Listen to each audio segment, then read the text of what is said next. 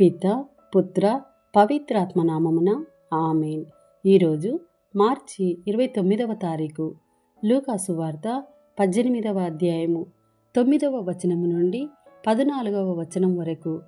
పిమ్మట యేసు తాము నీతిమంతులమనియు తక్కిన వారు నీచులనియు ఎంచుకొను కొందరిని ఉద్దేశించి ఈ ఉపమానమును చెప్పెను. ప్రార్థనకై ఇద్దరు దేవాలయమునకు వెళ్ళిరి.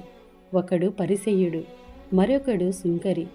పరిసయ్యుడు నిలుచుండి తనలో తాను, ఓ దేవా, నేను ఇతరుల వలె లోబిని, అన్యాయము చేయువాడను, వ్యభిచారిని కాను, ఈ సుంకరి వంటి వాడను కాను. అందులకు నీకు కృతజ్ఞుడను. నేను వారమునకు 2 మారులు ఉపవాసముందును, నా ఆదాయము అంతటిలో 10వ వంతు చెల్లించుచున్నాను అని ప్రార్థించెను. కాని సుంకరి దూరముగా నిలవబడి కన్నులనైనను పైకెత్తుటకు సాహసింపక రొమ్ము బాదుకొనుచు, ఓ దేవా, ఈ పాపాత్ముణ్ణి కరుణింపుము అని ప్రార్థించెను. దేవుని ఎదుట నీతిమంతునిగా పరిగణింపబడి ఇంటికి వెళ్ళినది ఈ సుంకరియే కాని ఆ పరిసయ్యుడు కాదు అని మీతో చెప్పుచున్నాను.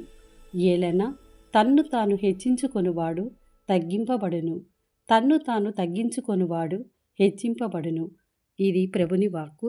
సర్వేశ్వరునికి వందనములు.